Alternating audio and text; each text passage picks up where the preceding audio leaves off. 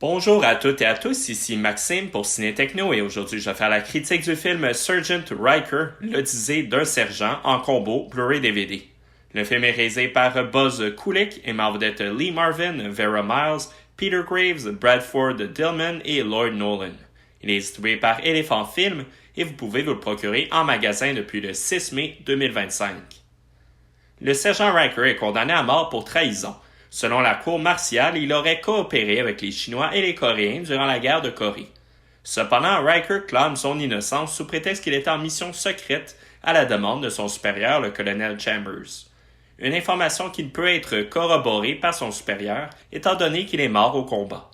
Anne, la femme du sergent, va réussir à convaincre le procureur Captain Young que le procès n'a pas été juste et qu'un deuxième procès est nécessaire. Young obtient gain de cause auprès de ses supérieurs à condition qu'il représente Riker lui-même. Il est pertinent de noter que l'ensemble des titres du catalogue du distributeur européen Elephant Film ne sont pas zonés, ce qui signifie qu'il est possible de les visionner à travers la planète. Sergeant Riker est originellement sorti en cinéma en 1968, près de 8 mois après le succès de The Dirty Dozen, qui mettait en vedette Lee Marvin également. En sortant le film en salle quelques mois après ce succès, le distributeur souhaitait profiter de la notoriété de l'acteur pour attirer un public. À l'origine, Sergeant Riker avait été tourné pour la télévision en 1963. Il avait été télédiffusé en 2 épisodes sur la chaîne NBC avec comme nom The Case Against Paul Riker.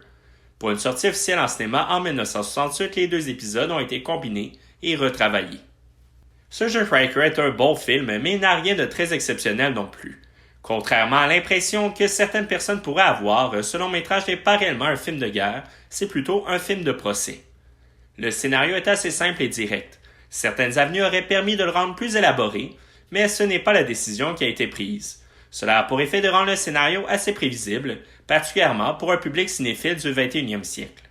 En effet, le procès se conclut avec un témoin surprise découvert à la dernière seconde qui permet de venir sceller l'issue du procès. Il est quand même intéressant de voir une certaine ambiguïté à l'endroit du rôle de Riker dans les événements, rappelant que la réalité n'est pas dichotomique mais plus nuancée. Le ton du film est principalement mélodramatique et l'action se déroule surtout dans une salle de cour martiale. Les décors et les costumes militaires sont simples, mais ils sont très crédibles. Dans le dernier tiers, les dialogues sont pertinents, mais à un certain point, les échanges tombent un peu trop dans une statique théâtrale. La musique est de Johnny Williams, un jeune compositeur de 30 ans qui finira par préférer être appelé John Williams. Ce futur grand nom du cinéma propose une bande originale solide mélangeant cordes, cuivre et percussions.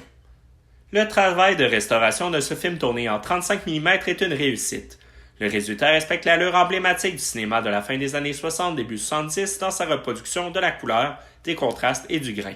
L'image est précise et détaillée, même s'il reste quelques traces de bruit dans l'image. Les couleurs sont saturées et le teint de la peau étant même parfois un peu trop chaud. Piste sonore et format l'image, l'audio du Blu-ray est en anglais DTS:HD Dual Mono 2.0 et pour le DVD en anglais Dolby numérique Dual Mono 2.0. Les sous-titres sont sur les 2 formats en anglais et en français. Pour le format l'image, le Blu-ray est dans le format original du film 1,85 par 1 en codage 1920 par 1080 pixels en couleur. Pour le DVD, le format original est respecté avec 1,85 par 1 de ratio, également en couleur. Pour les suppléments, il y a un portrait de Lee Marvin par Eddie Moine, une bande-annonce d'époque, ainsi que la jaquette réversible du combo Blu-ray DVD. Le portrait dure près de 15 minutes et revient sur la carrière de Lee Marvin avec ses principaux films et quelques anecdotes. Malheureusement, le segment n'aborde pas le film Sergeant Riker. Pour conclure cette critique, Sergeant Riker est un bon film, mais il est loin d'être un classique du cinéma des années 60. Cette belle restauration de Elephant Film s'adresse principalement aux amateurs de Lee Marvin et du réalisateur Buzz Kulik. C'était Maxime pour Ciné Techno. Merci beaucoup et surtout, bon visionnement.